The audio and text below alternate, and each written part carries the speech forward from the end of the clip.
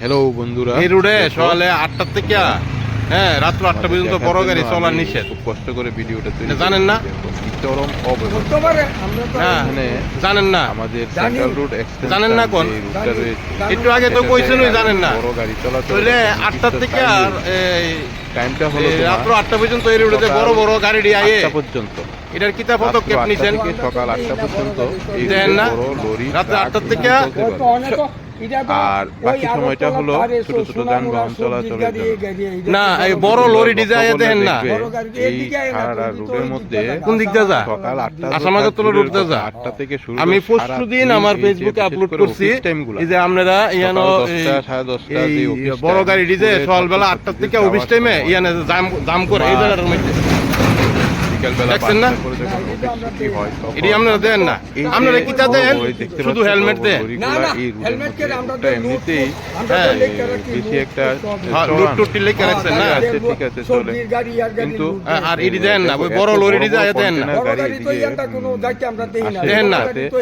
মানে তোমার ওই সময়টাতে অফিস টাইম রাত্রে 8টার পরে বড় গাড়ি এই রোডে চলন নিয়ম, তো কিন্তু সকাল 8টার সময় কি সকাল 8টা থেকে 11টার পর্যন্ত এই গাড়ি কেমনে আয় গাড়িটি এই যে দেখছো কোনো ট্রাফিক বা কোনো পুলিশ এই সময় দেখেন না? না দেখা মিলছে এখানে অনেকে অফ টাইম, অনেকে অফ টাইম অপশন আছে না? তারা না আছে, তুমি বাইক নিয়ে তোমার ঘর থেকে কোনো বেরোলে অপশন আছে? তোমার মাথায় হেলমেট আছে কিনা চেক করবে।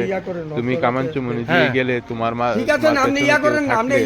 দুইজনের মাথার মধ্যে হেলমেট আছে কিনা তা চেক করবে। হেলমেট না থাকলে তোমাকে হ্যাঁ। জরিমানা দিতে হবে। সকালবেলা 8টা থেকে এইসব অফিস নিয়ে টাইম, তারা ব্যস্ত আছে।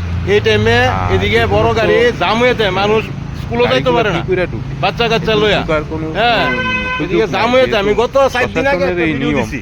রাত্র 8টা হ্যাঁ। থেকে সকাল 8টা আর তাই না ওখানে আমারে কইতাছে এই রোডে গাড়ি আয়ে তারা কইতে পারে না, অফিস টাইমে বড় গাড়িতে অফিস টাইমে যেন চলে এটা কইতে পারে না। প্রশাসনের একটা দৃষ্টি আকর্ষণ করছি। তার সঙ্গে তোমরা যারা দেখছো সবাই তোমাদের মতামত কমেন্ট করবে কি করে এই গাড়িগুলো দেখো। এখানে আজকে আমার একটা ভাই, সে এই মানে গাড়িগুলোকে পাশ দিয়ে এখান থেকে যানজট আপনারা ফটো দিলে কিন্তু ওইটা তো ঠিক এই যে নাম্বারের গাড়িটা, এটা সম্ভবত আমাদের এই ত্রিপুরা রাজ্যেরও গাড়ি না, অন্য রাজ্যের গাড়ি। ডিউটি শুধু হেলমেটের লেগে মাল নিয়ে এসেছে আমাদের এখানে। তো আসার পর তার তো একটা নির্দিষ্ট টাইম আছে এই রুটটা ব্যবহার করার, তো সেই রুটে টাইম মানে বাদেই সে চলে এসেছে।